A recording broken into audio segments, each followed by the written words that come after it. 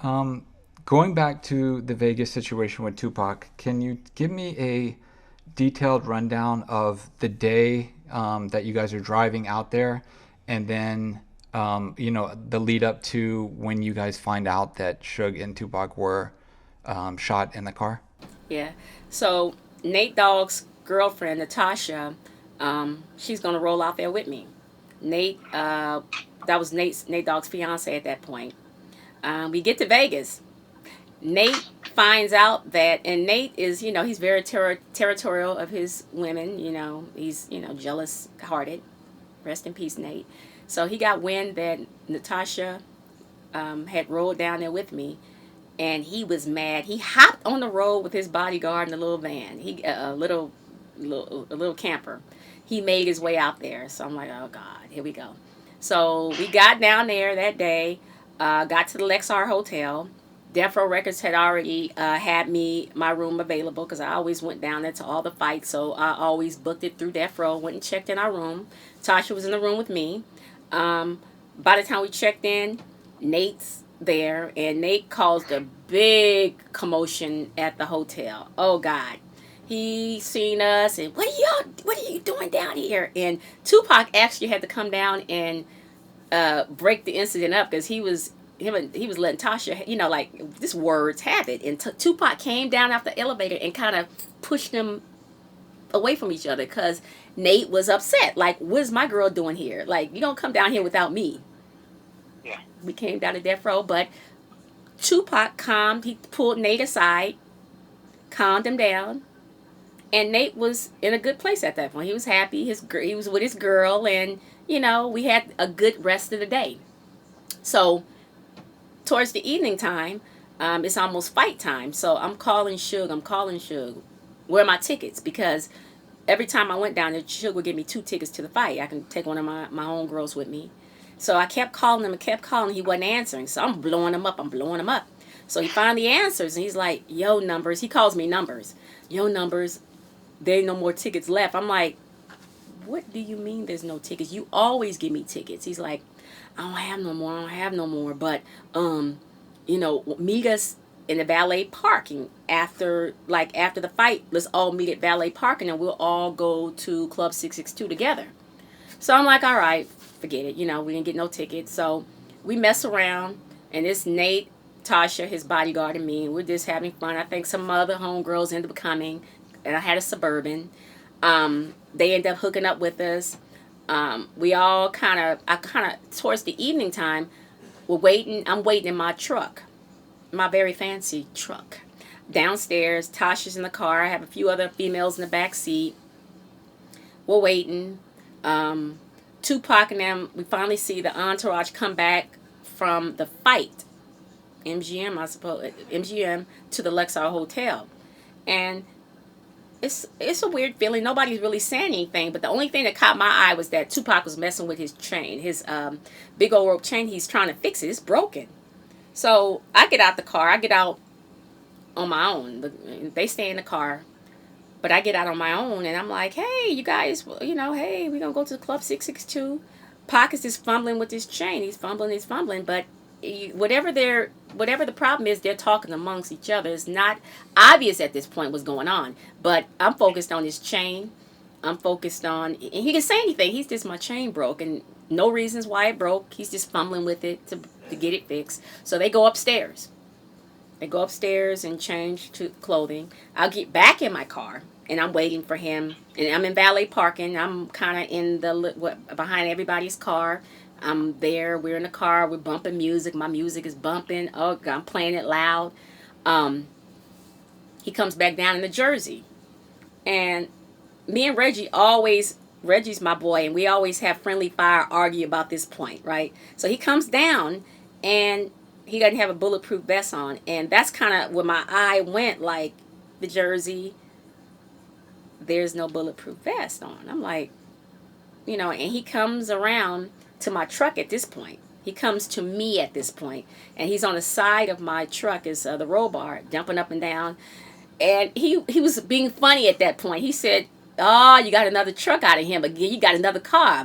He's kind of giving me my props. You know, you got another truck. This is fly. Woo. You know, a different kind of in a jovial manner now. He's whatever happened, he's better at this point. He's ready to go party, right? And I did ask him about the bulletproof vest, and I don't have to wear one. We're going. This is our house.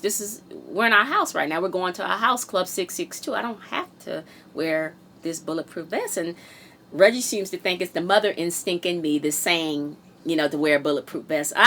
You're the one that told them to get bulletproof vest. They need to wear it. But Pac said he didn't have to wear one that night. I'm going to this is my house. And all these female groupies, women just start piling up around, taking pictures with Pac. We're waiting because we're all waiting to go as an entourage to 662. So Nate Dogg was like, man, fuck this. Come on. Let them, they with the bitches. Come on, we gonna go on up there. So we left. My truck is following Nate's van with the bodyguard. And we get up there. We get, I remember when we got to Club 662, it was some kind of bodyguard there. I never met him. And I had words with him because he was asking me too many questions. And I'm like, I'm Kenya Ware. I don't have to tell, I'm not on no list. I am the list. I was feeling myself. I was young and feeling myself. I was like, move. Got in. But the problem is when I got in there, I seen all the security guards, some of the security guards I do know, they're running out. And Craig Mack is performing, but the security guards are running out the door when we're walking in. And that was like red flags to me. Like, I'm like, why are they running out? They're supposed to be in here. The intuition told me something's going on. They're running out of here. So I'm going to run with them. I want to know what happened because something ain't right. My gut feeling, something's not right. So Tasha rolls with me. And we hop back in the truck because I'm like, I'm going to go find out what's going on. So I think I got I got behind somebody. I'm just kind of backtracking where we were going to, but then you start hearing sirens and sirens and sirens. I'm like, the fuck is going on? So when we hit one of the corners, Coble, whatever the streets, you see a sea of lights, police lights. And I'm like, and the thing that caught my eye was that the car that Suge was in was like, it was kind of tilted over, like something had happened. I'm like, what the fuck? So the guy is putting up yellow tape, and I remember the cop is putting up yellow tape, and I almost hit him. I ran straight through the yellow tape in that Suburban. I didn't give a fuck at that point. Something ain't right. So he's like, what are you doing? He's yelling at me, and I'm incoherent at this point because all I see in this yellow tape, I see the big Gaddafi. He's crying, and I'm like, and I immediately pull my car in a little bit, and the yellow tape goes around my car, and I hop out, and I'm like, what happened? And they said that somebody had just shot Pac and Suge, and they had already been swifted away at that point. That happened real quick. Like, it happened real quick. So it was this is the weird point, you guys. The weirdest point is that you're in this yellow tape, and people now know that the rumors are spreading. People are passing by. What happened? Oh, and they know that Suge and Tupac have been shot. So we start hearing people like, fuck y'all. That's what y'all motherfuckers get. I'm like, huh? They were going by wishing death on us. People knew, because when Vegas fights happen, you have people that come from around the world to come to this fight. We immediately felt that our lives were in danger. Because I'm like, they're wishing death on us. So Tasha gets in contact with Nate Dogg. Is like, yo, they're wishing death on us. And Nate was like, fuck that. We need to get out of here. They're trying to kill us. So we thought they were trying to assassinate death row people. So we get back to the hotel, and Nate was like, y'all grab what you can. He got 2 guns tucked, 45s tucked right here. Grab what you can. We got to get out of here because they're trying to kill us. We thought they were trying to kill death row people. We went to the room, grabbed whatever we can, and got downstairs. Now, mind you, this is late at night. We're drunk, sleepy and drunk, high, whatever. We're fucked up, but we got to get out of here. And we got on the road. And I remember Tasha rode with me. And her and I are taking turns driving out of Vegas. And it felt like every 15 minutes we would switch because we were so tired. And then we would stop. And we would stop and switch drivers. Nate's bodyguard was good. Because he's in the car with his bodyguard. We're following them. But we sleepy. So we kept on nodding off. And we finally got to the Vegas, California, the point where, you're at the line, and we went to sleep at that hotel with that the temperature gauge, and we went to sleep there, and we pulled the car up and went to sleep. And as soon as Tasha ended up getting in the car with Nate, because I mean they're in the van and it's comfortable. I'm in my van by myself. I end up when day broke. I left and got the hell up out of there while they were still sleeping. Drove back home. Yeah, and I just remember, vividly remember being in the yellow tape. God, it was crazy because I had my cell phone and I made 2 calls. I remember I made one call. The first call was to Sharitha Knight because people don't know that Arian, which is Suge's daughter, and one of my best friends, Sharitha, her daughter Arian had rolled down there with Suge and Pac. Arian was like maybe 3 years old at that point, and when I called Sharitha, she started screaming, "Was my daughter in the car? Was my daughter in the car?" And I'm like, "No, no, no, no, no. Arian was not in the car." So she was hysterical, getting ready to pack up and fly to Vegas. I made a phone call to my mother at that point, and I'm like, "Mom, oh mom," I told her what happened, and my mom started screaming, and she yelled for Daz. And I'm like, "What do you mean? Is Daz over there?" "Yeah, he just got over here. He's in the room with Imani's room sleep," and yelled for him, "Daz, wake up, Daz! Tupac and Suge just got shot," and all you heard was "whoa," with this big old like weird roar, like painful roar, like you just found out like your family member just got shot. I mean, he was genuinely fucking hurt.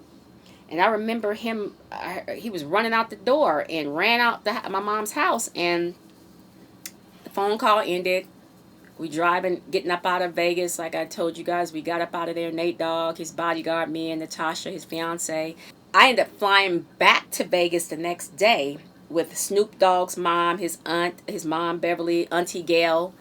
The three of us flew, and I remember my mom made this beautiful basket for Tupac's mom. She said, "Give it to his mom when you get there." So we flew back to Vegas, and Kadada Jones, Quincy Jones's daughter, who was seeing Pac at the time, she came to pick us up from the airport in a limo.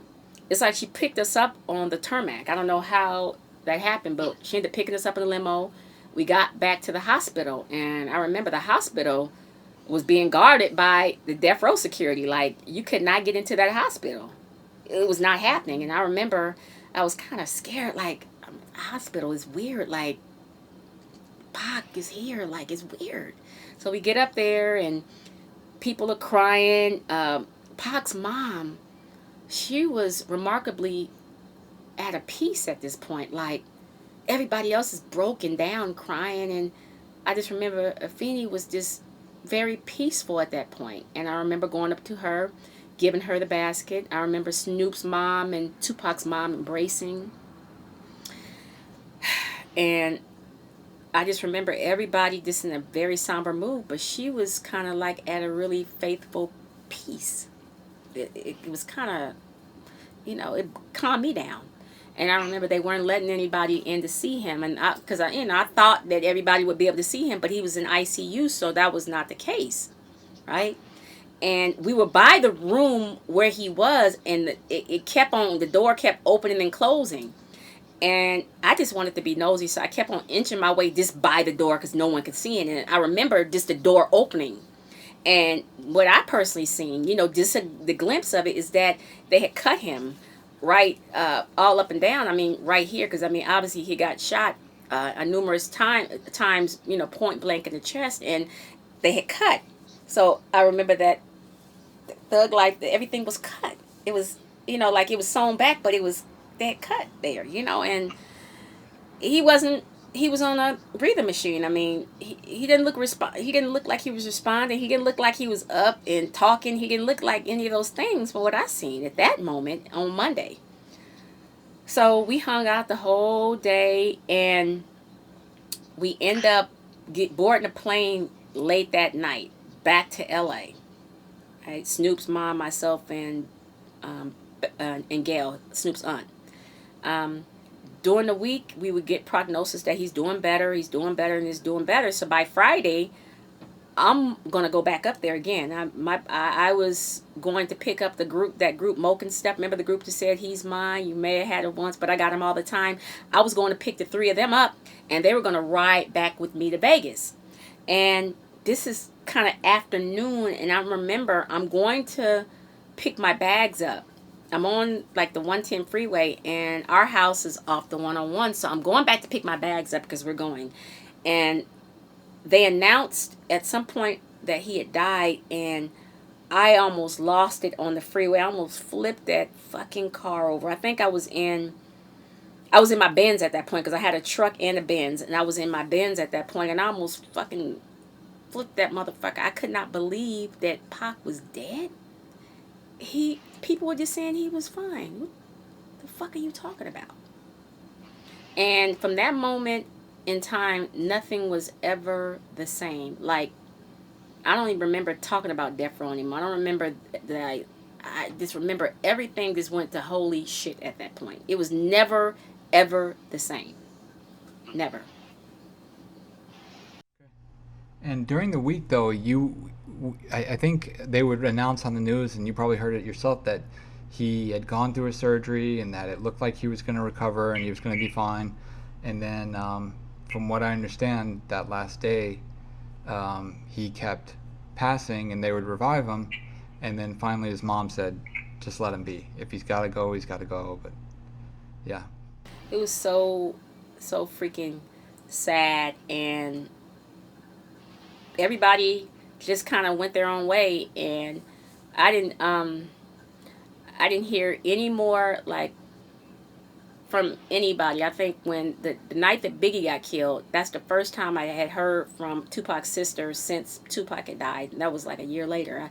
I had heard from her that night, and she had just called to ask me, was it true that Biggie had just got killed in L.A.? And I'm like, yeah. And I didn't hear from her again until we got to Regina King that got married in Jamaica, and she came to the wedding, and that's the next time I seen her out there. But whew, it was a crazy time.